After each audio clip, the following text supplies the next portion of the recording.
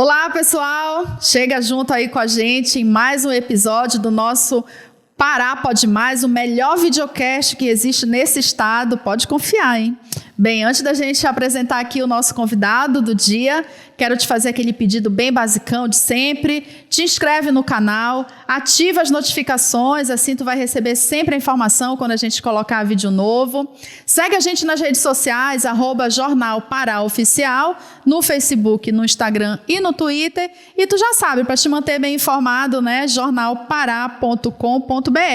E não vai te esquecer que esse conteúdo também está em todas as plataformas de podcast.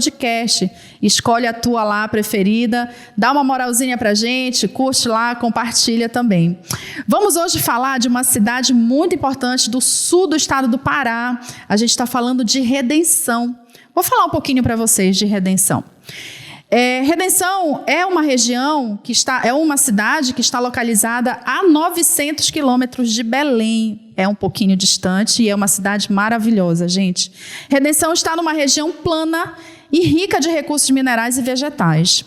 A cidade foi fundada em 21 de setembro de 1969 e o nome antes era chamado de Boca da Mata.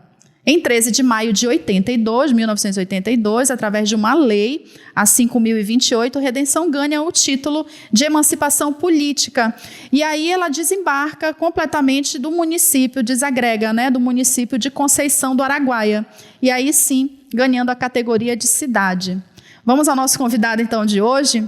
O nosso convidado é o Carlos Gonçalves, mas a gente já está autorizado a chamar ele por Coima, porque é assim que ele é conhecido na cidade. O Carlos, que é natural do Paraná. E aí eu já queria, e é o atual secretário de Fazenda do município de Redenção. Há bem pouco tempo atrás ele estava como secretário de Indústria e Comércio. A gente também vai falar sobre isso. Mas, Coima, obrigada pela tua presença aqui, obrigada por ter aceitado o convite. De pronto você atendeu a gente, então muito obrigada, viu? Eu que agradeço a oportunidade, né? Muito raro acontecer um negócio desse, de a gente coincidir agendas, né? Verdade, o universo conspirou a nosso favor hoje. Estamos aqui pronto para ter um bom diálogo, falo da tão bela e rica Redenção. Pois é, mas aí antes, já de bastidores, gente, fora do nosso roteiro, e eu adoro essas histórias, porque em bastidores acontece, a gente acaba sabendo bem mais informações do que aquela que a gente pesquisa, né? Off, né? Por trás das câmeras. Exatamente. E o Coima estava contando pra gente aqui como foi que ele chegou a esse estado, a essa terra maravilhosa. Eu achei curiosíssimo, quero começar por ela. Como que você chega aqui saindo do Paraná? Eu trabalhava para uma empresa de agronegócio e eu fazia supervisão comercial nos estados do Sudeste e eu vim fazer um serviço na região de Curionópolis, Eldorado dos Carajás, e fui parar em Redenção. Isso em 2002.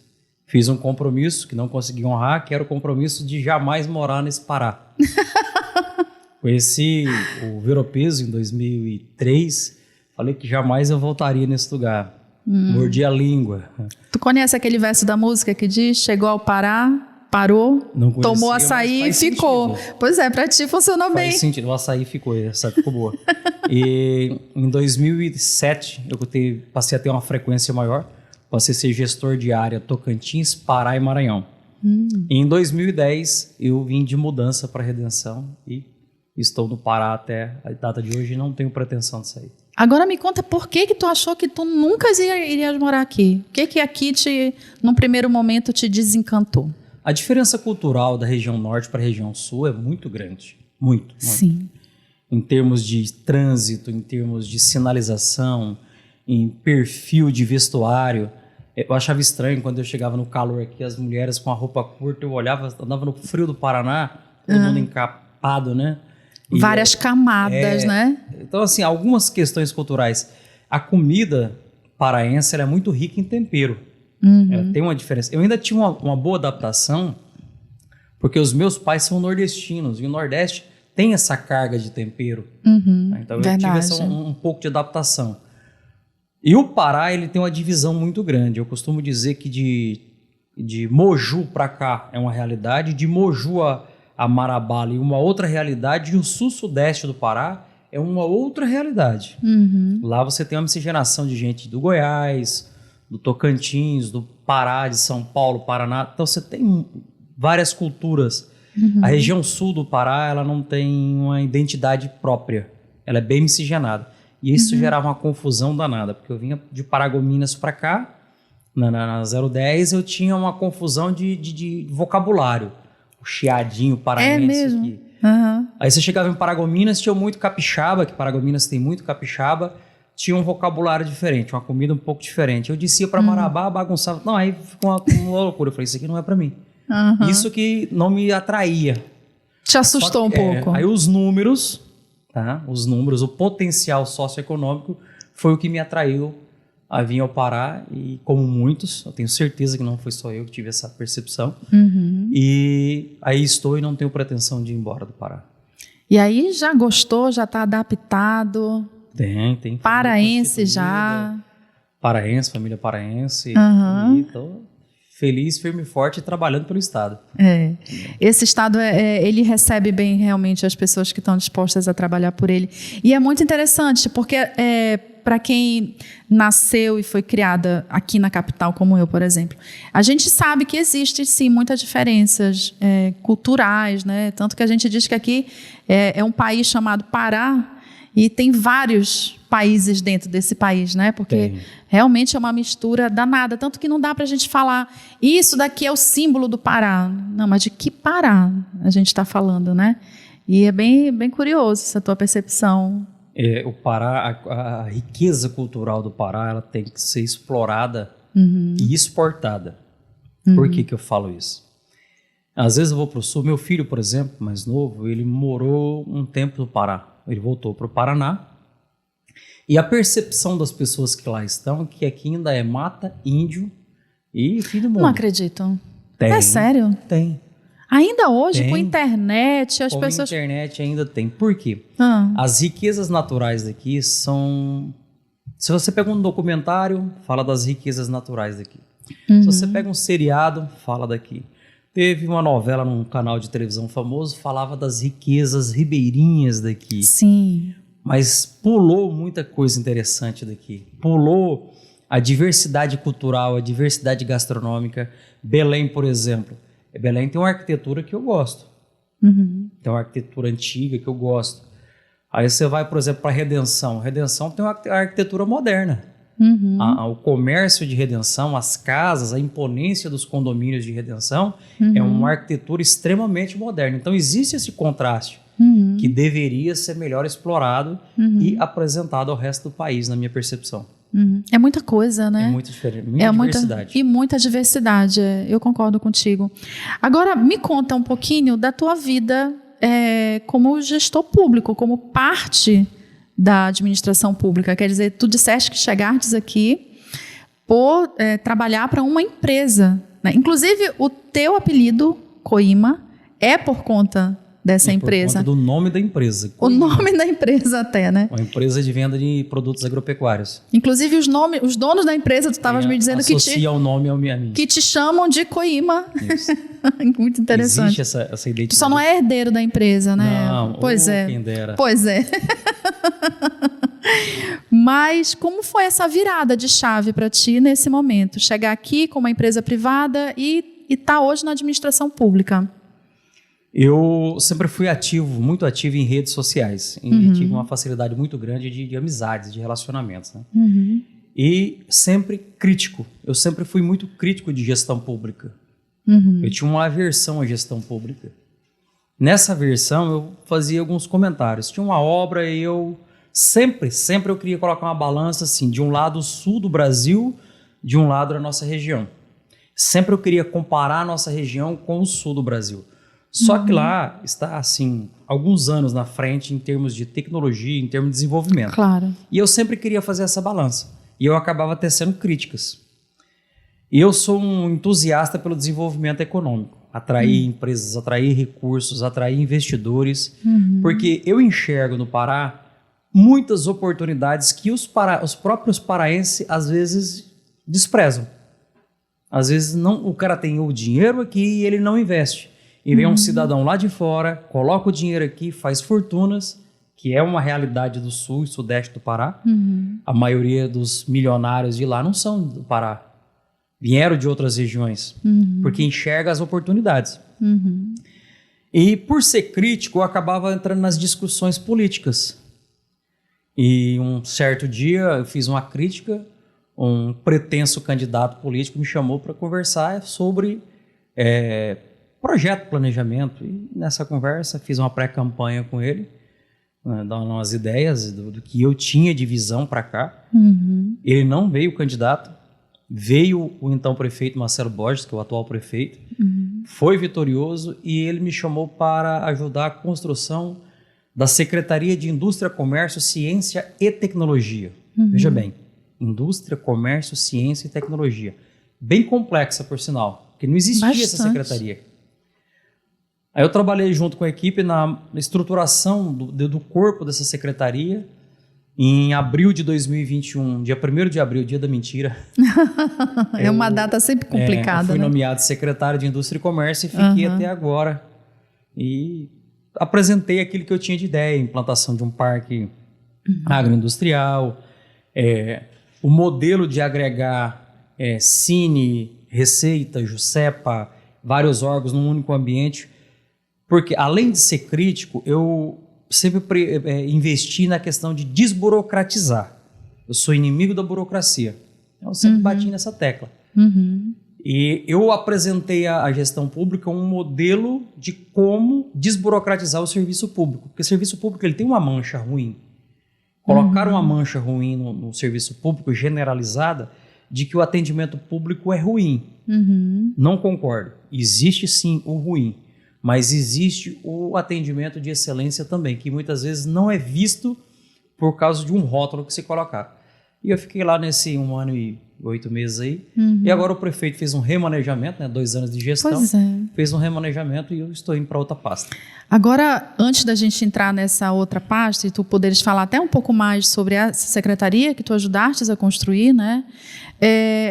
E tu falaste num ponto que eu acho que é fundamental. O senso comum, de uma maneira geral, eu me incluo nele nesse sentido, a gente está de fora e sempre tende a fazer essas comparações entre a administração privada e a administração pública.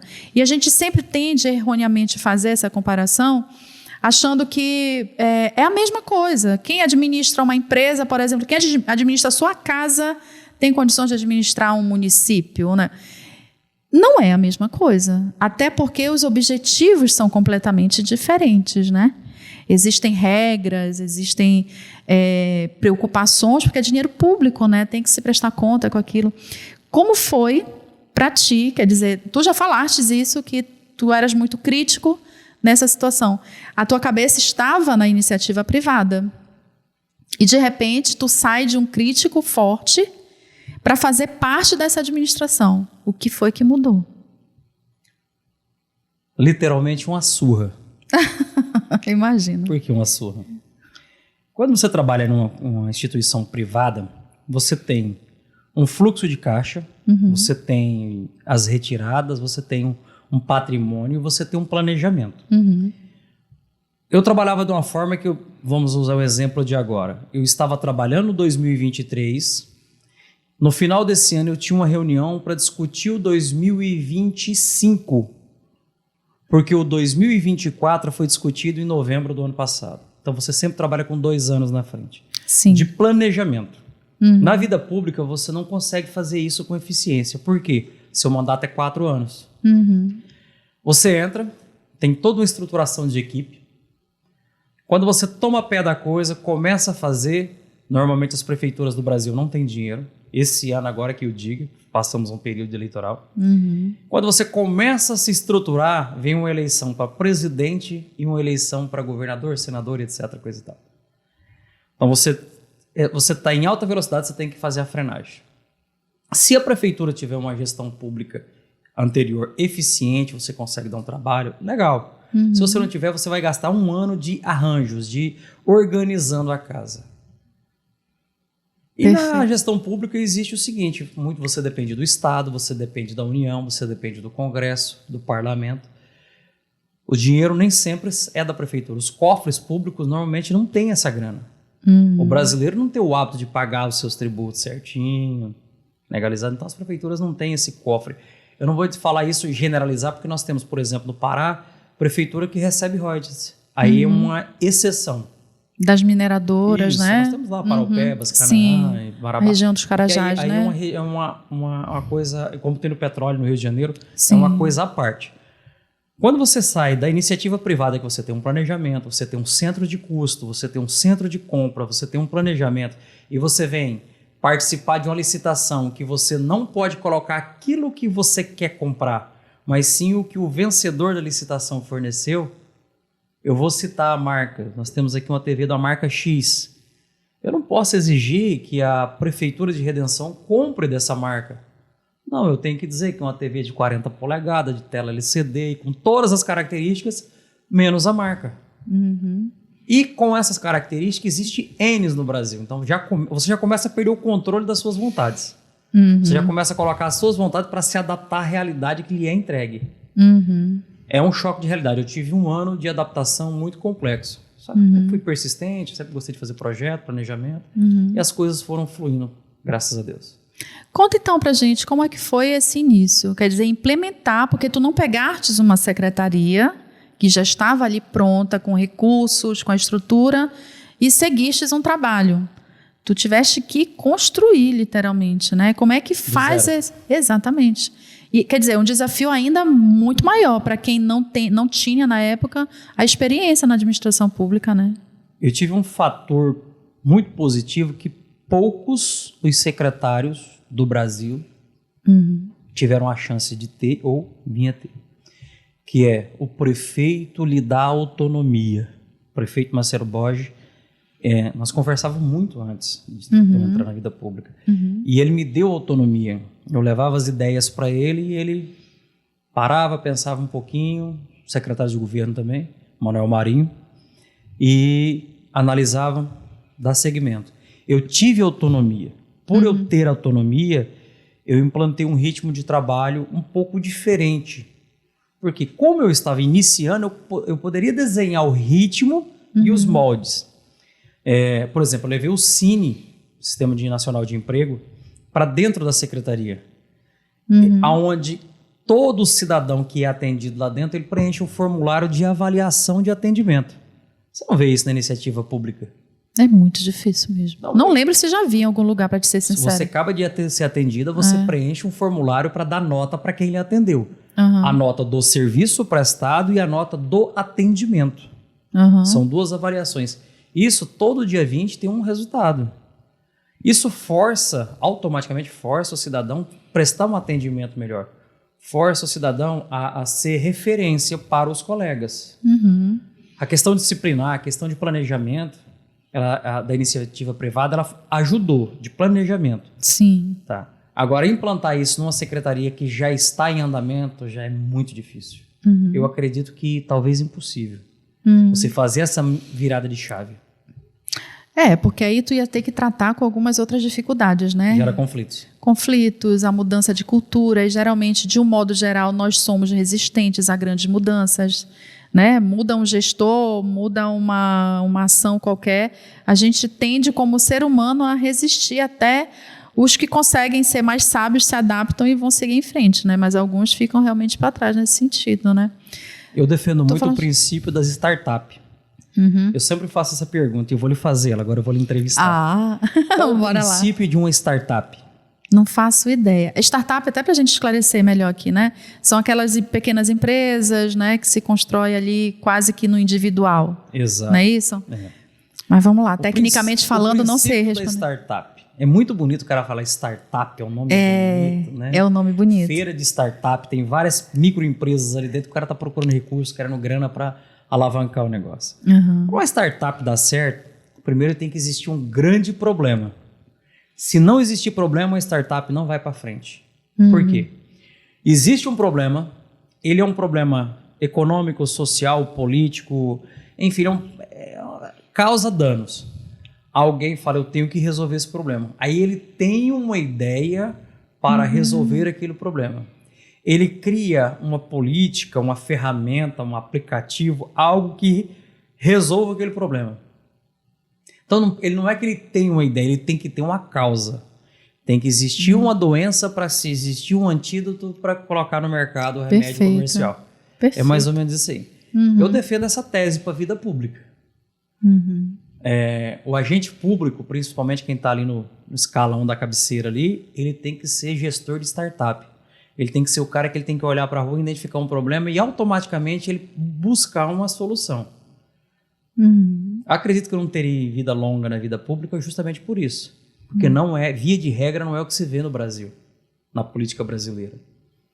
Existe um jogo de interesse, às vezes, que ele termina atrapalhando. O que eu estou falando aqui é muito sério, muito pesado. E às vezes atrapalhando. Sim. E acaba mascarando a solução de uma problemática de um povo. Tá? Vamos usar assim, tem o bairro São João lá e dentro tem uma erosão. Tá, se eu tampar essa erosão, essa água vai ficar perfeita, vai acabar com a erosão. Tá, mas ela vai correr aonde? Então, não é só tampar a erosão, tem que saber para onde ela vai correr, porque ela pode causar alagamento. Se ela causar alagamento, quais são os danos que ela vai fazer? Então, você tem que fazer todo um estudo, e talvez eu precise fazer um piscinão, talvez eu precise fazer uma canalização, talvez eu precise cortar ela lá 2, 3 quilômetros para que essa água não chegue aqui. Você tem que ter esse problema para você criar uma estratégia e com essa estratégia você sanar um problema da sociedade. Na vida pública é assim que funciona. Aí eu volto no assunto anterior. Muitas vezes você não tem grana. Aí você tem que correr atrás de um deputado, correr atrás do senador, correr atrás dos ministérios. Se você tiver uma gestão pública de boa relação, como é o nosso caso, que o município tem uma excelente relação com o governo do estado, as coisas fluem. Se você não tiver, você está engessado. A dificuldade hoje na gestão pública é essa aí. É articulação política também. Articulação política. Entendi. Eu fico imaginando os desafios que fazem. Tu disseste que levar Cine lá para dentro. Como é que funcionava antes? E o que números isso trouxe para a cidade, por exemplo, que tu pode nos dizer? Sim, isso aí é eu falo que é um feito que eu tenho orgulho. O Cine Redenção, por 3 vezes, ele foi fechado pela Polícia Federal. Não só a Redenção, como diversas cidades do estado do Pará. O estado do Pará ele é muito manchado com relação a isso. Existiam muitas fraudes no sistema. Existiu muito no Brasil, mas o estado do Pará ele foi um meio que destaque pelo volume de dinheiro que se conseguia desviar. E o Cine foi fechado, teve os equipamentos apreendidos, ninguém queria saber de Cine. Quando você falava em Cine, era opa, não mexe com isso não, que isso aí é sinônimo de problema. Mas aí o Cine, rapidinho, Coima, ele tem recursos, no meu entendimento, totalmente de leiga, né? Não. E ele desviava Mas recursos? eu consigo, sendo malandro, eu consigo burlar um sistema, e eu conseguindo burlar o sistema, eu tenho acesso ao seu seguro-desemprego, que trabalha direitinho na empresa. Ah, entendi, compreendi. E vou lá e faço a malandragem. Entendi. Então era o golpe que se aplicava, hipoteticamente falando. Pegando os dados de trabalhador de entendi. Isso acontece até hoje, o cara está trabalhando numa empresa, ele sai, quando ele vai acertar o seguro-desemprego dele, ele fala, não, o senhor já recebeu em tal ano. Ele fala, não, nunca recebi. Nossa então, Senhora. Isso é nacional, tá? Entendi. No último governo que teve aí, teve uma mudança nas plataformas, eles estão um pouco mais seguros. Só que a tecnologia, sempre alguém burla ela, né? Então ninguém queria o Cine. Eu levei a estrutura de Cine, nós fechamos com 5.000 atendimentos em 11 meses, mais de 500 pessoas empregadas diretamente. Para ser o primeiro ano, ele se tornou a agência com a maior eficiência do estado do Pará e um maior índice de eficiência em atendimento ao usuário no estado do Pará. A gente está falando de uma população de quantas mil pessoas em Redenção hoje? 90, 100 mil. Muito bom, né? Entendeu? Sim. E acaba que atrai a região toda também, né? Então, assim, por ser o primeiro ano, os números superaram as expectativas. Eu acredito que 2023 vai bater os 10.000 atendimentos. Além do Cine, Junta o comercial. que te ajuda? Sim. A junta comercial. A junta comercial porque é o seguinte, eu sempre reclamei da burocracia para você abrir um negócio no estado do Pará. Ele é muito burocrático. E eu levei a junta comercial para tentar fazer essa ponte entre o gerador de emprego e o empregador. Porque eu sabia que iria abrir empresa, Aí nós fizemos a Lei 122/2022, que é a lei do PRODER, Programa de Desenvolvimento Econômico de Redenção. Resumindo o que é o PRODER, é um programa de incentivo fiscal e tributário, onde o empreendedor, conforme o tamanho do empreendimento, do investimento que ele fizer, ele vai ter um benefício do ISSQN, da taxa de alvará, do IPTU. Conforme o tamanho do investimento, ele tem uma tabela progressiva de descontos. Certo. Conseguimos fechar uma parceria com a Secretaria do Estado, a SEDEM, onde nós conseguimos, para as agroindústrias, incentivos fiscais a nível de Estado, com redução de até 90% do ICMS, que é a carga que mais pesa sobre as empresas, né? E graças a essa relação, junta comercial, a secretaria e o governo do estado, conseguimos fazer essa ponte. E hoje Redenção ela é bem visitada por grandes empresários. Nós temos tratativas aí com empresários de Mato Grosso do Sul, Rio de Janeiro, São Paulo, Santa Catarina, e com investimentos aí para os próximos 2 anos na ordem de 1,5 bilhão de reais. Nossa. Da iniciativa privada. Então, o grande forte da região é a agropecuária, né? A agropecuária, a agricultura em larga expansão. Hoje nós estamos aí próximo de 300 mil hectares de área plantada, a microrregião, e o comércio. Redenção hoje ela abastece 15 cidades, 14 do estado do Pará e uma do Tocantins, que é Couto Magalhães, que divisa ali. Próximo, né? É próximo. Ela abastece isso aí.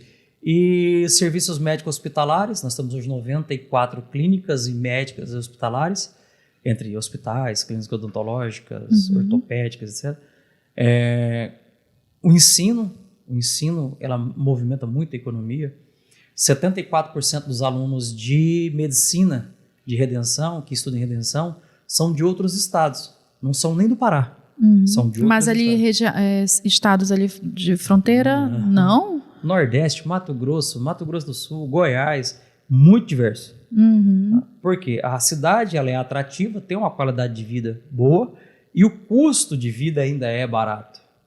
Então os pais acabam mandando. Só que quando esse cidadão vem fazer uma faculdade com uma parcela de mensalidade de 7, 8, 9 mil reais, o padrão de vida dele também é um pouquinho elevado. Sim. Ele consome mais a gastronomia, exige mais, ele consome mais nas lojas, vira e mexe a família está ali visitando, então acaba dando um plus na economia. E 2 cursos de direito, aí tem outros cursos, veterinários, zootecnia, enfermagem, odonto. Então a questão universitária ela é uma das referências ali na região em termos econômicos.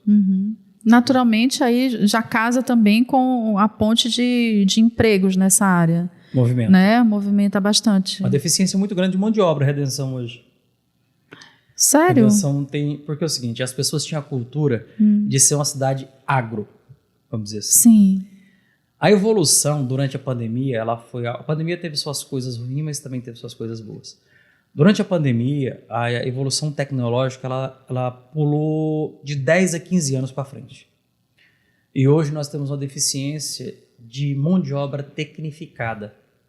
A mão de obra braçal você encontra, mas a mão de obra tecnificada do operador de uma máquina moderna, o cara que processa da edição do vídeo, do cara que faz um software, essa mão de obra já começou a ficar mais difícil de se encontrar. Tanto que hoje nós temos muita mão de obra vindo de fora para a Redenção. O segmento agricultura ele está trazendo muita gente de Goiás, Mato Grosso, Piauí e Bahia, que já são regiões que têm desenvolvimento tecnológico no agro e essa mão de obra está chegando para cá. Você compra uma colheitadeira aí de 2,5 milhões, você vai colocar na mão de uma pessoa que não sabe nada. Não pode, né? Você tem que ter no mínimo alguém que tenha com especialização, uma capacitação. Aí você vai pegar o salário de um cara desse, é maior do que o cara que ficou 5 anos na faculdade. Ele tem uma capacitação técnica especializada naquilo. Às vezes é entre safra, às vezes não é o ano inteiro, mas a remuneração é muito alta. E a região já tem essa deficiência. Qual o principal cultivo hoje de Redenção? Soja, milho, gergelim, esse é o grãos, corte, né? E o boi. Isso aí é o gado de corte, né? A gente estava lendo. Sim. É uma região que tem pouca bacia leiteira, mas é corte. Mas é o que move a economia lá. E o comércio? O comércio de redenção ele é muito diversificado por atender essa gama de municípios que eu falei. E ele é muito forte. Você anda, qualquer quadra que você anda, você encontra uma história de alguém que começou com um negocinho pequeno nos anos 90, 80 e hoje são grandes empresas, atacadistas, etc. Por aí vai. Tu falaste da pandemia e eu acho que é sempre uma referência importante para a gente fazer, porque foi um período, enfim, difícil para a administração pública. Aliás, foi um período difícil para a humanidade, né? Então, e aí foi exatamente a tua primeira entrada na gestão pública, a tua iniciativa de pegar uma secretaria ali do zero e receber já com essa restrição, grande restrição, né, que a pandemia trouxe. Como foi superar os desafios de fazer isso tudo, com tudo novo? Vamos imaginar. Outra surra, naturalmente, como tu falaste, né? E aí foi para todo mundo. Na verdade, tu não apanhou sozinho, né? Todos nós apanhamos também. Vamos imaginar, né? Que você passa todo dia de frente de uma casa e você tenta imaginar o que tem dentro daquela casa. Nossa, essa casa deve ser maravilhosa por dentro. Porque por fora ela é muito bonita. Todo dia você tem uma imagem daquela casa, todo dia, um dia você tem a oportunidade de entrar. E você descobre que lá dentro ela é vazia. Vazia de informações. Esse foi o cenário da pandemia. Todo mundo que estava dentro das casas, casa de lei, gestão pública, eles estavam vazios de informações. Cada um trabalhava de um jeito porque não existia um parâmetro, não existia um modelo a se seguir. Não tinha um protocolo para todo mundo, né? Fecha o comércio, não fecha o comércio. A primeira reunião que eu tive com o comércio de redenção, a associação comercial veio me pressionar, o presidente da associação comercial veio me pressionar para um posicionamento de fechar ou não fechar o comércio, como eu iria me manifestar. Aí você fica entre a cruz e a espada. Se eu fecho, eu rebento com a vida do cara e quem trabalha com o cara que precisa receber salário. Se eu não fecho, alguém se contamina lá dentro e morre, como é que fica a consciência e como é que fica a responsabilidade? Então foi um dos maiores desafios que eu tive. É complicado. Todo gestor público sofreu com isso. Eu não tenho dúvida. Eu acho que foi um ensinamento, tu falaste aí a questão tecnológica, porque a gente foi empurrado na marra. Vai ter que aprender, né? A gente teve que aprender a fazer tudo remotamente, a conversar remotamente, a matar a saudade remotamente, a acompanhar, enfim, e ficar trancado muito tempo dentro de casa, né? Quem pôde ficar mais tempo ficou, né? Algumas áreas, infelizmente, não deram, mas realmente foi um desafio. Antes da gente seguir aqui, Coima, eu queria lembrar quem está nos ouvindo, quem está nos assistindo pelo YouTube e quem está nos ouvindo aí pelas plataformas de podcast.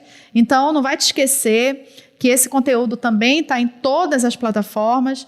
Escolhe a tua e, por favor, segue a gente lá, comenta, compartilha. Então, Coima, a gente estava falando, tu estavas secretário de Indústria, Comércio e Tecnologia, né? E agora, nessa reestruturação que a administração municipal fez, do prefeito Marcelo Borges, você foi realocado para a Secretaria de Fazenda.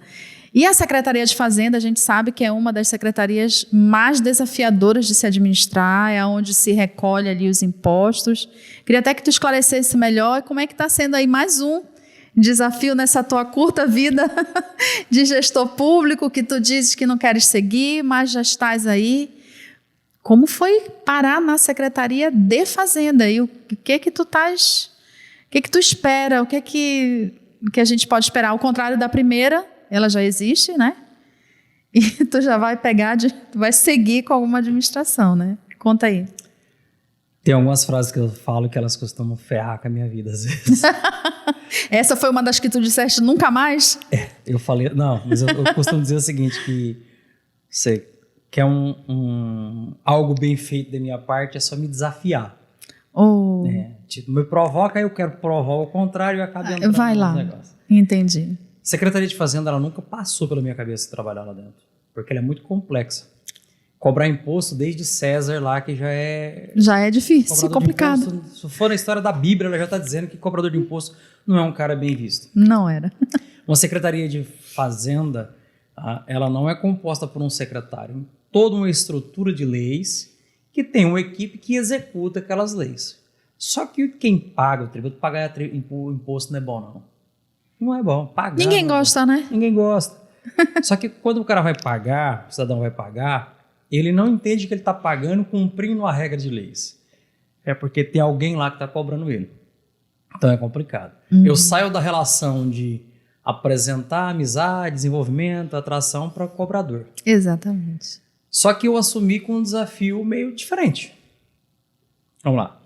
Comecei esse podcast dizendo que eu não gosto de burocracia. Sim. E você quer um lugar mais burocrático do que a Secretaria de Fazenda? Não tem. Eu entrei com a ideia de implantar plataformas digitais, projeto de implantar plataformas digitais, isso já inicial, ofertando uns serviços com base no que aconteceu na nossa pandemia, para que o cidadão consiga, da sua casa, do seu escritório, da sua empresa, realizar vários serviços sem a necessidade dele ir no estabelecimento. Que as plataformas, usar a inteligência artificial para fazer isso. Esse é um dos desafios. O segundo é promover o incentivo fiscal e tributário, o estímulo ao microempreendedor. Lá, eu não falei, mas lá na Indústria e Comércio, nós implantamos a Sala do Empreendedor em parceria com o Sebrae, já com esse pensamento. O resto é cumprir regras. Tá? Lógico que cumprir regras e desburocratizar não é você facilitar, dar o jeitinho. Eu sempre uso a frase, se você é meu amigo verdadeiro, não venha com proposta indecente. Porque se você vir com proposta indecente, você não é meu amigo verdadeiro. Eu vou para lá, a equipe de lá é muito técnica, tem alguns veteranos lá, que, diga-se de passagem, tem que tirar o chapéu de respeito, uma equipe muito boa. Vai ter algum realinhamento de postura, de posicionamento, de trânsito de documentos, trânsito de protocolos que eu pretendo implantar para facilitar o fluxo das coisas, para desburocratizar. É um desafio grande? É, porque é a receita, é a arrecadação. Exatamente. E um outro desafio que eu tenho é começar a mostrar para a sociedade o que é feito com o dinheiro dela. Isso aí é meio maluquice, assim, se você for olhar pelo mundo político. Porque nós temos os portais da transparência. Você já entrou no portal da transparência? Já. É fácil? Não, pelo contrário, né? Na verdade, para a gente saber de informações, tem que ter uma paciência. De uma página vai para outra, que liga a outra, que faz conta. É um trabalho mesmo, né? A minha proposta o prefeito Marcelo ele é muito transparente nas coisas dele. E seguindo essa filosofia, essa metodologia do trabalho, qual que é a ideia? Eu quero dar transparência para o que é feito com o dinheiro. Estou até olhando para a câmera direto agora. Da transparência com o que é feito com o dinheiro do contribuinte. O dinheiro que ele coloca lá, que ele paga. Por exemplo, nós inauguramos recentemente uma escola chamada Chiara Pérsia de Alcântara, na Avenida Brasil, setor Alto Paraná. Quem conheceu essa escola há 1 ano e meio atrás e entrar nela hoje, vai falar, não, entraram com um trator de esteira aqui, derrubaram e construíram outra. Uma mega estrutura, toda com sistema de hidrante, contra incêndio, quadra nova, carteiras Ensino modernas. básico. Ensino básico. De 44 escolas, mais da metade já foram feitos esse serviço, que é praticamente destruir tudo e levantar do zero. Aí você entra dentro da escola e você fala assim, mas esse padrão aqui é de uma escola particular. É da escola que eu pago 800 pila pro meu filho. Você vai falar, o padrão é esse aqui, o nível de excelência é esse aqui. Da onde que vem esse dinheiro?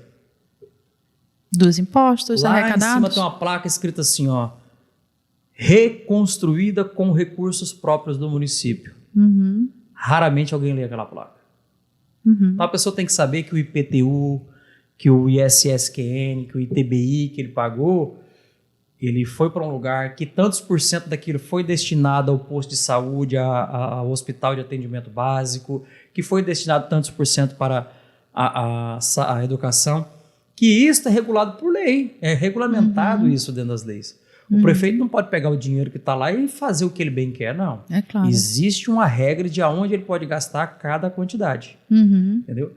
E às vezes o cara fala assim, a prefeitura de município tal recebe milhões. Ou a frase mais padrão, essa é padrão, bate no peito, eu pago meus impostos, eu tenho direito. Quais impostos você paga? Cada imposto vai para um lugar. Quanto você paga de imposto? Existe no Pará, não é Redenção, uma cultura de não se pagar muito e IPTU, por exemplo. O índice de inadimplência dos IPTUs no Pará é muito alto. Redenção não foge da regra. Tentar mostrar para a sociedade a importância dele pagar isso, porque cobrar não é bom. O cara fala, eu não vou pagar porque a rua da minha sogra tá ruim, porque a escola do meu menino tem uma goteira. Aí começa aquela confusão do tamanho do mundo. O desafio é esse, entendeu? A semana passada, um colega lá de Redenção fez uma matéria e ele colocou assim, Carlos Coima entra com a missão de aumentar a arrecadação. Eu não entrei com essa missão. O aumento da arrecadação, ele tem que ser reflexo de um trabalho de uma equipe que está lá dentro, não o trabalho do Carlos Gonçalves. Se o trabalho for feito com excelência, automaticamente tem um aumento de arrecadação. Aumentou a arrecadação, o prefeito faz uma gestão mais tranquila, mais suave. Agora, Coima, eu não sei se tu concordas, mas o que falta muito, tu falaste, é consciência coletiva, né? Sim. De um modo geral, a gente não tem essa consciência coletiva, né? Eu vejo em algumas percepções, em algumas situações, a gente sempre olha a coisa pública como uma coisa. Eu até disse um dia desses aqui, a gente recebeu um dos nossos convidados, a gente estava falando sobre isso, a coisa pública como se fosse uma entidade que está fora do meu círculo aqui, que é minha, mas eu não tenho responsabilidade sobre ela. Mas não cabe a mim. Cabe sempre ao outro. É o vizinho que não faz, é o prefeito que não cuida, é o governador que não olha. E aí Aí me dá o direito de jogar lixo no meio da rua, me dá o direito de, de não cuidar de um patrimônio público, por exemplo, porque é público. Ou então eu vou tirar, a grama, eu vou tirar o adereço de um prédio, porque é público, então é público, é meu também, leva, e depois a prefeitura repõe, eu pago meus impostos por conta disso. E vai mais além, viu? Ainda tem mais, né? Não chega aí. Então, talvez não falta mais até do que, além da consciência coletiva desse coletivo, não falta também uma ação mais direta. E se tu concordas ou não, mas assim, o que pode ser feito mais diretamente? Que às vezes a consciência ela é um processo, né? Então, tu não vais conseguir fazer isso em 2 anos, provavelmente. Não. Né? Então, porque ela é um processo, é longo, né? O que pode ser feito hoje, agora, por exemplo, que tu consigas, ainda que impor? Olha, tem que pagar. Se não pagar, ou se a gente não cuidar disso aqui, a gente está todo mundo perde nessa situação, né? Tu já tens ideia de uma ação? Já pode dizer para a gente o que é que pode fazer? Temos. Segredo. Não, temos. O temos aqui não é minha. É nosso. Coletiva. Vamos lá.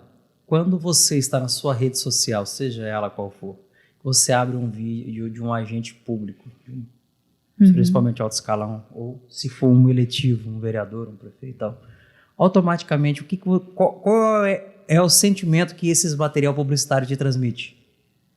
Ele transmite o quê? Um sentimento de? Tantas coisas, campanha. Porque vai depender...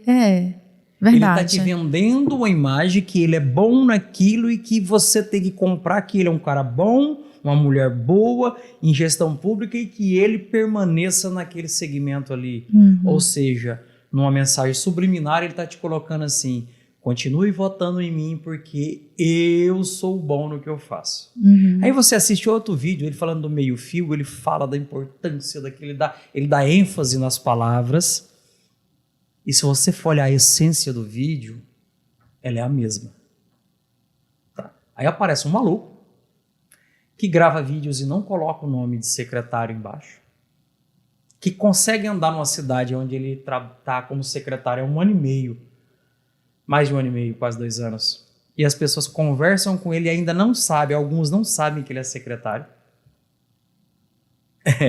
Acontece isso? Demais. É mesmo? Por quê? Porque a ideia que eu tenho, ela não é uma ideia de promoção política, e sim de uma promoção social, técnica social. Aumentar o perfil socioeconômico de um local. Quando eu falo socioeconômico, eu estou falando da economia, sim, e da sociedade. Claro. A ideia é levar para a população informações que agregue e estimule ele a pagar. O gestor nacional passado aí, ele falava muito em curva de Laffer. E eu ouvi aquela frase... Traduz. Hã? Traduz o que é. Vou traduzir da maneira mais fácil do mundo. Eu consigo reduzir o valor da carga tributária e eu consigo o cara que está na inadimplência pagar. Certo. Você tem uma dívida, eu consigo tirar a carga de juros da sua dívida e ela chega a um patamar que você dá conta de pagar. E se eu continuar subindo esse juro, vai chegar uma hora que tu não dá conta de pagar e tu esquece ela para lá. Ela vai caducar, na nossa expressão popular. A curva de Laffer, eu consegui trazer essa arrecadação, essa taxação tributária a um tal nível que ela seja fácil de ser paga. Quanto mais gente pagar, eu aumento o valor pago, o valor arrecadado. Mesmo reduzindo. Sim. Eu gosto. Não vou dizer para você que a ideia é implantar uma curva de Laffer, que se eu falar isso eu estou mentindo, eu não tenho esse poder de implantar isso. Mas eu tenho a autonomia dada pelo prefeito de criar políticas de incentivo às pessoas a falarem: eu preciso pagar, porque se eu pagar eu vou estar ajudando a construir tal coisa. Isso. Essa é a ideia. E da minha parte não ter o discurso eletivo, até porque eu não tenho essas pretensões. Eu sempre deixo isso claro. Se eu tivesse pretensões eletivas, o meu discurso era outro. Eu ia bater no peito e dizer: eu estive... Em nenhuma entrevista, em nenhum diálogo você vai ouvir: eu, Carlos, fiz isso. A equipe fez. Porque é um trabalho em equipe, eu não sou dono da razão. É claro. Entendeu? Então, é essas políticas. Vai ter momento que eu vou chegar na secretaria com uma ideia formada. E alguém vai me dizer uma frase e eu falar: eu estava pensando besteira. Sua ideia é melhor que a minha. Só que não é só a sua ideia é melhor que a minha. É dar crédito a você que teve a ideia. Porque o que acontece muito no mundo político em especial é o cara que tem a ideia dele não é boa, aí você tem uma ideia maravilhosa, ele absorve a sua ideia e ele propaga para a sociedade que é aquela ideia dele. Então é assim, tudo que der certo, quem ganha é o prefeito. O prefeito está fazendo uma boa gestão. Tudo que der errado, quem perde é o prefeito. O prefeito está fazendo uma péssima gestão. E a minha missão é produzir um trabalho de excelência para o prefeito. Eu não tenho pretensões políticas, eletivas, então é fácil fazer esse trabalho. Trabalho no coletivo. Não fica o peso, né, talvez dessa vamos dizer assim, dessa prática já mais comum, né, de agentes políticos, no caso, né, que sempre estão, como você falou, a maioria das vezes em campanha, né? Ciclo vicioso. É um ciclo vicioso. Isso eu tento não deixar sair da minha essência o perfil corporativista, perfil empresarial. Porque essa metodologia, ela é do segmento empresarial. Quando eu entrei aqui no corredor, na volta eu vou olhar o que é, não sei o que é, mas eu olhei por uma vidraça ali, eu vi um monte de gente trabalhando, umas telas, uns BI na parede, eu já brilhei os olhos, eu não sei o que é, na saída eu vou olhar o que é. É aquilo que tem que existir na vida pública. Você tem que ter uma transparência aos olhos. Para mim, olhar para o dado, ou os dados, e saber que tem um vidro ali dividindo a gente, e não uma parede com um isolamento visual. Tem que existir isso aí. Pois é, agora como é que melhora para quem está lá na outra ponta? Ou seja, como é que tu vais poder fazer com que o cidadão possa saber exatamente, ou melhorar o processo, né, que eu quero dizer também, de como ele pode cobrar isso da administração pública? Por exemplo, ok, Coima, eu topo pagar os impostos, eu topo, enfim, me organizar e me ajustar ali dentro daquilo que eu estou devendo, vou pagar e tal. E como é que ele vai poder fazer, o que é que tu tens em mente, se é que isso já não é feito, de facilitar essa cobrança? Nesse portal da transparência, como a gente sabe, que todo cidadão tem direito, isso também é por lei, qualquer um de nós podemos ir lá, a gente, por uma questão de profissional, a gente precisa estar consultando sempre, né? Mas a gente sabe que grande parte da população não tem o acesso ao portal da transparência, não sabe por onde começar. E como ajudar esse cidadão também, para que ele entenda isso que você estava falando, né? Bem, olha, eu paguei o meu IPTU e olha só o resultado que deu, uma escola no nível padrão de escola particular. Quem não quer estar numa escola no nível padrão particular, né? Como fazer isso? Vamos separar em dois momentos aí. Primeiro momento. Eu só aceitei o desafio porque eu conheço o prefeito que tem no nosso município hoje. Eu conheço a mentalidade dele, no que ele, aonde ele quer chegar e quais são os projetos deles.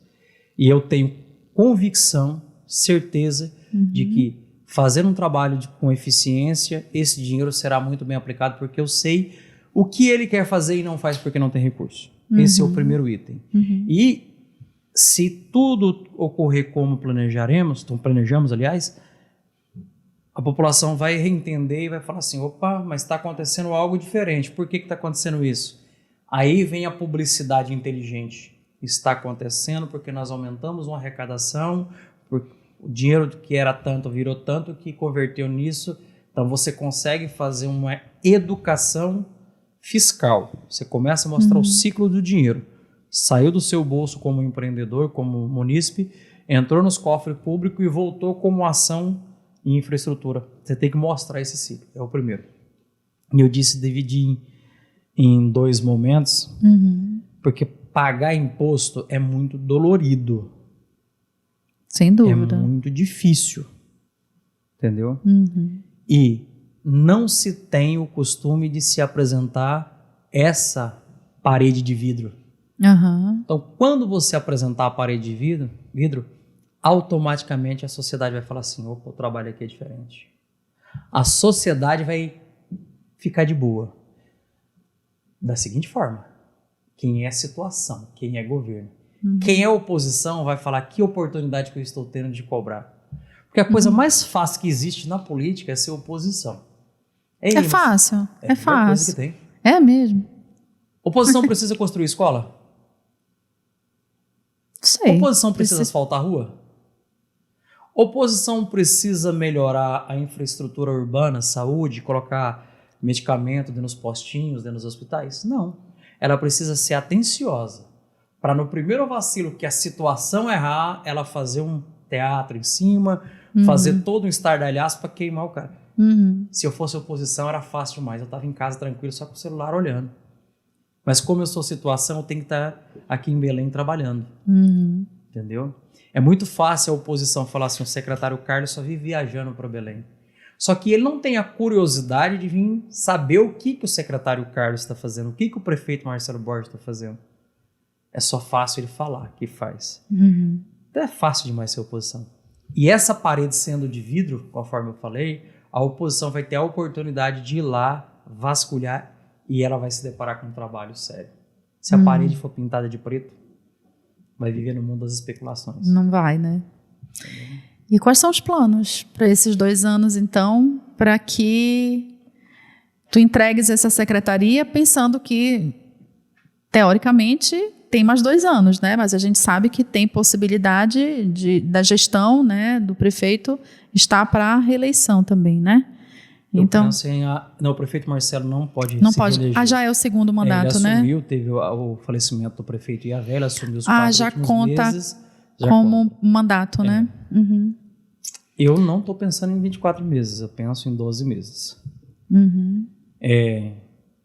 Fazer o reconhecimento da área, conhecer as políticas públicas, fazer um estudo aprofundado de onde melhorar e como melhorar, implantar desburocratização, porque burocracia não dá certo em lugar nenhum, criar ferramentas inteligentes para facilitar, criar incentivos, buscar incentivos e atrair investidores.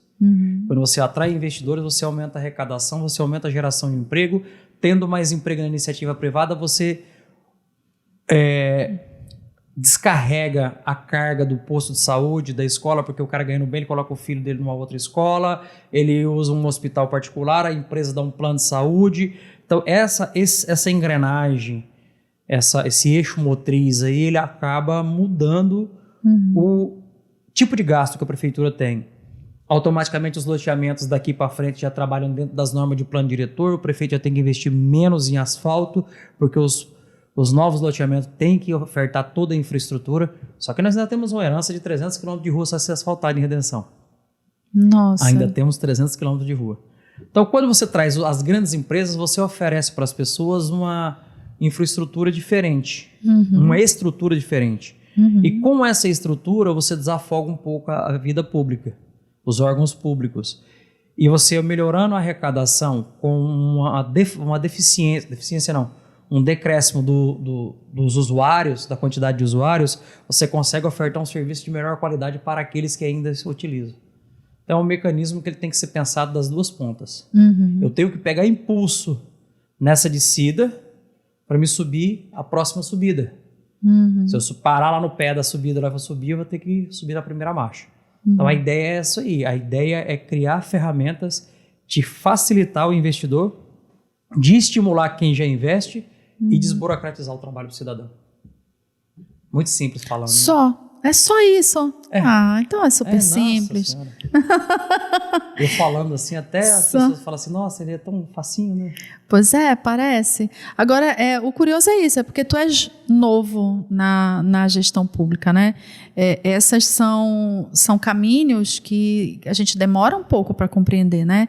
A própria população tem dificuldade de compreender como é que funciona a máquina pública, de como é que funciona até as possibilidades de como cobrar a administração pública. Às vezes a gente cobra errado, cobra mal, né? Porque a gente não conhece muito bem esses meandros, né? Então, inclusive, eu sou entusiasta da ideia de que direito público, né, o direito administrativo, direito constitucional, por exemplo, noções, né? Que não vai dar para passar um currículo inteiro de leis, mas noções de direito administrativo, noções de direito constitucionais deveriam fazer parte da nossa grade curricular na educação, porque eu acho que isso ajuda a gente enquanto sociedade, talvez ajude a gente nesse sentido do coletivo, né? Talvez a gente pensasse melhor nessa parceria. Não? Olhando nos bastidores aqui, eu acredito que eu vou ser o único que tive aula de OSPB, OTC. Não, tive. Bom, então nós estamos ali, ó. Organização técnica comercial, contabilidade, estudos sociais. Sim. Isso não existe mais. Sim. Então, já que tu vai se lembrar que nos livros de estudos sociais existia a estrutura governamental do nosso país. Sim. Tinha presidente da Câmara, presidente do Senado, tinha uma estrutura e a explicação da missão qual a função de cada um deles. Quando você estudava geografia, falava dos estados, das regiões e falava das diferenças entre si. Isso não tem mais na educação básica, pelo menos é o que eu vejo. Então está na hora de começar a voltar algumas coisas que deram certo lá atrás, no meu entendimento. Para que o jovem saia com essa preparação para a realidade. A sociedade, na grande maioria, ela não sabe como funciona. Você quer uma frase legal? Tu já deve ter ouvido, acho que cada um ouviu aqui. O prefeito pega um microfone ou de frente de uma câmera, ele fala assim, com ênfase: o dinheiro já está na conta, vamos construir aquela ponte, não sei o quê. Já, bastante. Sim. Só que ele não fala que ali na frente ele tem um processo licitatório. Corre o risco de não dar ninguém nesse processo licitatório. Corre o risco de várias empresas começar a brigar lá com recurso para essa licitação. Corre o risco dessa empresa começar e não dar conta e pedir um realinhamento de preço. Corre um risco de na vistoria, na medição, não dar certo. Tem o fator que às vezes o dinheiro está em conta, mas está em conta uma parcela. Ele tem que executar uma parte e tem a contrapartida do município. Tem o fator que muitas vezes ele tem que colocar um percentual, fazer até 30%, vem a medição para vir a segunda etapa do dinheiro, que essa segunda etapa fica 3, 4, 6 meses, aí o cara fala assim, prefeito, filho de uma que começou a obra e parou, mas ele não sabe que ali tem um processo que está rolando para essa grana vir de outro lugar. Sim. Aí tem uma transição política, como nós tivemos agora, as coisas dão aquela trancada, que é um processo natural. O investidor que iria investir agora em janeiro fala, eu vou investir, vai esperar um pouco mais. Deixa eu ver como é que o mercado vai se comportar. Existe toda uma maluquice. Eu falo maluquice, porque se você for levar o pé da letra, tu fica louco. Aí o cidadão lembra só da frase que o prefeito falou assim, o dinheiro está na conta, eu irei fazer. Então tem que ter muita cautela no que fala. Agora, olha, só abrindo um parêntese, assim, eu concordo contigo que algumas coisas a gente poderia reformular. Mas mesmo naquelas disciplinas onde a gente aprendia a estrutura, né, de governo, o que era, a gente não era estimulado a elaborar, a pensar, a fazer críticas sobre aquilo. A gente era taxado. Eu acho que a gente precisa rever isso, porque não é só um desenho organizacional do Estado que a gente precisa. A gente precisa, na verdade, ter condições de compreender e articular. Levar para a bancada de discussão. É isso. E pensar. Porque talvez talvez tenha sido um dos grandes problemas de disciplinas como essas também, das antigas, que eram colocadas para a gente como disciplinas decorativas. É assim que né? funciona. É isso. Está aqui, olha, o desenho é esse quadrado e é assim. Não, não é assim. Porque ainda que sim, o poder público ele é regido por regras, a gente tem participação nessas regras, inclusive. A gente pode imaginar que nós somos capazes, enquanto cidadãos, de propor leis, inclusive. Mas como é que eu vou propor lei? Eu não vou chegar lá no Congresso, por exemplo, e entregar uma lei. A que caminho eu tenho que seguir? A quem eu tenho que cobrar? Isso a gente não aprendeu. Tanto não aprendeu que ainda hoje a gente ainda vê pessoas ignorantes nessa área, nesse sentido, neste tema, e a gente segue, às vezes, cobrando errado da autoridade errada. Porque a gente não foi assim. Da mesma maneira que você citou geografia e história, eu me lembro bem também, porque se você conversa com um geógrafo hoje e dizer para ele que disciplina para estudar geografia é só você decorar o que é planalto, o que é planície. Rosa dos Ventos, Norte-Sul. Não, e não é, porque a geografia hoje ela tá inserida socialmente, né? Nos impactos sociais, não é aquela geografia que a gente aprendeu. Então, eu acho que o que precisava voltar é isso. Pois é, e ela virou uma ciência social no sentido de que ela avalia o ambiente e as pessoas e os impactos daquela estrutura, né? Da terra, do solo, do clima e como aquilo impacta as pessoas. Ou seja, não é só uma coisa, não dá mais para pensar nessas disciplinas como decorativas nesse sentido. Eu espero de verdade que a gente consiga reformular e a gente consiga dar um senso mais coletivo, né? E que a gente consiga ter essa parceria, porque o público, a administração pública é um reflexo nosso, né? Da sociedade que está aqui. Você falou lá no início da nossa conversa que você começou cobrando e fazendo críticas severas, como tem que ser feito, respeitosamente, dentro dos limites legais, obviamente, mas é esse que é o papel nosso, é a gente cobrar mesmo e a gente compreender, né, como é que funciona a máquina pública que refere-se ao nosso dinheiro, né? A gente administra junto com o administrador público, né? Isso aqui é legal. Quando você chega numa escola hoje, observa bem o que eu vou falar. Uhum. Quando você chega numa escola hoje, você encontra mais professoras ou professores? De um modo geral, professores, né? Não mais? Eu observo isso muito nas escolas de redenção. Sim. Quando tem os eventos. A maioria são professoras. É mesmo? Olha que bom. Acho interessante isso aí. Uhum. Eu gostaria que isso acontecesse na política, que tivesse mais políticas mulheres na política. Tem pouco. Por que eu tenho essa... Pouquíssima, eu concordo contigo. Por que eu acho que deveria ter? A mulher é mais detalhista. A mulher tem uma sensibilidade maior. A mulher, ela fala assim, eu vou dar um exemplo bom, não estou linkando a mulher à cozinha não, tá? Se a mulher for vamos fazer uma receita, ele fala assim, tantas gramas disso, tantas gramas daquilo, é misturar e fazer, a maioria das vezes. Uhum. A mulher, ela já tem mais o detalhe. Não, isso aqui eu não coloco nesse momento porque ela vai complicar, eu vou colocar em tal momento. Ela tem uma riqueza de detalhes maior. E na política, as mulheres pouquíssimas que têm, elas costumam se sair bem porque elas são mais detalhistas.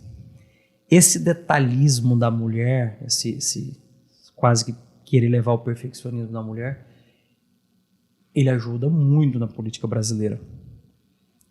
Eu estou acompanhando 3 cidades que são geridas por mulheres. E tem algumas ações que eu olho... No assim, Pará? Não vou citar, que senão vou dizer claro, quem são, né? Tá bom. E eu olho algumas ações que elas fazem que eu falo assim, eu acho que um homem não teria essa percepção. Uhum. Então, não necessariamente que nós teríamos que ter mais mulheres na gestão pública direta, na cabeça ali, entendeu? No executivo. Mas no corpo de primeiro escalão, nas decisões, porque você fez um comentário aí que eu achei ele bem legal, a professora que ela fala com essa vontade, essa força para fora assim do que ela deseja. Tá faltando essa força, tá faltando isso para convencer as pessoas de que o Brasil é um país maravilhoso e tirar aquela imagem de que a política é uma porcaria. Se seu filho tem educação, particular ou não, tem a ver com a política. Porque se não tiver uma regra para a escola particular funcionar, também não funciona. Se não tiver uma carga tributária lá, a escola não se mantém. Também ou seja, não. A política está por trás de tudo. Exatamente. E as pessoas confundem, na verdade, a política com política partidária, né? São coisas diferentes. São diferentes, exatamente. A nossa vida é gerida por política, Religião né? é uma política. Política, pura. Exatamente. Aí a gente entraria numa conversa que eu adoraria. Eu gosto de confusão, mas não é tanto assim também não. É melhor não, mas olha, eu já fico feliz com o teu comentário nesse sentido, porque, enfim, por questões óbvias, eu também acho que falta mais mulheres. Entre diversos outros sentidos, porque naturalmente mulheres e homens podem trabalhar juntos, né? A gente tem uma população maioria de mulheres e a gente tem uma representação de 15%, 20% nas casas representativas, por exemplo. Ou seja, não equivale ao equilíbrio na sociedade que tem mais de 50% de mulheres. Então, eu acho que, enfim, mulheres, olha aí, um grande incentivo. Vamos tentar equacionar melhor aí para equilibrar essa balança, né? Não tenho pretensões eletivas, mas se eu fosse candidato um dia ao executivo, eu gostaria de ter uma ou duas mulheres ao meu lado. Cuidado com essa frase. Essa frase pode ser mal interpretada, uma ou duas mulheres ao meu lado. Lá em casa pode ao lado tá tudo certo. Agora o ruim é sempre atrás, aí é que é o problema, né? Assim, porque, detalhes. Na minha casa eu tenho uma regra meio maluca lá que nós não discutimos assuntos profissionais do segmento que minha esposa trabalha e eu não discuto política dentro de casa. Nossa. Tem um equilíbrio. Até porque nós viemos do mesmo segmento que era o agronegócio. Aí tinha discussão. Entendi. Aí era fácil falar a mesma língua. Porque vai ter coisas que eu estarei no meio que ela pode não concordar e pode gerar um atrito. Então a gente tem esse acordo. Verdade. Mas a política, ela é um negócio assim, como que eu achar uma palavra assim. Ela tem um magnético. Ela tem um campo magnético. Aliás, ela tem vários campos magnéticos que atraem você para dentro dela. Se você tiver uma índole ruim, corrupta, o campo magnético é grande. Só que as leis estão apertando cada vez mais. Cada vez mais está ficando difícil ou esconder as maracutaia ali, as cambalachas. Palavras lá do sul. Entendeu? E tá faltando mais dessa gama de pessoas com boas ideias. É muito fácil você sentar com uma pessoa que tem excelentes ideias quando você fala da política e fala, Deus me livre, não entra nesse meio não. Mudando a imagem. Sim, verdade. Eu tenho recebido várias ligações de colegas, de empresários falando, cara, mas você vai para a Secretaria de Fazenda, não é difícil, desafio. Tá, nada foi fácil, eu não nasci sabendo nada. Aprendi, me adaptei, estou com 44 anos e aí já rodei e tenho uma boa experiência de vida. Já passei em altos e baixos aí da vida. E a política não é diferente. Vai ter momento que eu vou surtar, pirar e dizer, puta, eu vou abandonar todo esse negócio aqui. Aí eu vou esfriar a cabeça, vou falar, não, vou voltar, que eu tenho que dar meu exemplo. E eu quero muito, você é avô agora, tá felizão da vida aí. Olha que bom. E eu quero mostrar, deixar um legado pro meu neto de que eu passei pela política também e não deixei uma imagem ruim. Esse é um dos desafios que eu tenho. Vai dar tudo certo. Vai. Quero te agradecer, Carlos Gonçalves, o Coimã, que esteve aqui com a gente, atual secretário de Fazenda do município de Redenção. Muito obrigada pela tua disponibilidade, obrigada por estar conversando com a gente aqui. E já te parabenizo por essa notícia, então. Vai ser avô, parabéns, vovô Coimã. Sucesso, né? Já estava pedindo, né? Estava lenta, viu? Parabéns e muito obrigada. Sucesso e que tu consigas aí trazer bons resultados para a cidade de Redenção.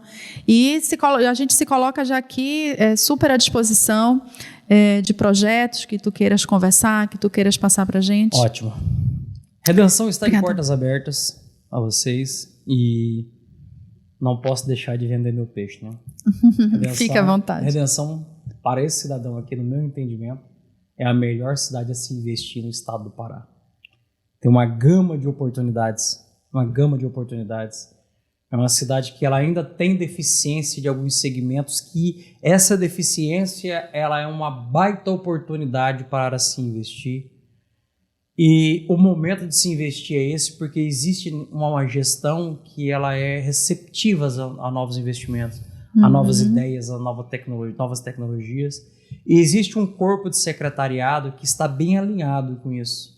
Nós hoje somos 13 secretarias bem alinhadas com relação a isso, ao desenvolvimento econômico, à atração e a projetos. Maravilha. Vinha Belém não é vinha passeio, é vinha trabalho. Aqui nós estamos numa comitiva sempre a trabalho. E obrigado pela oportunidade mais uma vez. Imagina, o espaço está sempre aberto aqui para vocês. Muito obrigada mesmo. Gente, a gente encerra assim então mais um episódio do melhor videocast desse estado, o nosso Pará Pode Mais. Então, reforçando aquele pedido basicão de sempre, te inscreve nesse canal, ativa as notificações, aí tu vai saber sempre quando a gente colocar vídeo novo. Segue a gente nas redes sociais, @Jornal Pará Oficial, no Facebook, no Instagram e no Twitter, para te manter bem informado, aquele nosso canal de primeira, onde tu vais encontrar todas as informações, o nosso portal Pará, é jornalpará.com.br. E lembrando que esse conteúdo está nas todas as plataformas de podcast, escolhe lá a tua e dá uma moralzinha pra gente lá, curte, comenta, compartilha também. E eu te espero aqui num próximo episódio do nosso Pará Pode Mais. Tchau!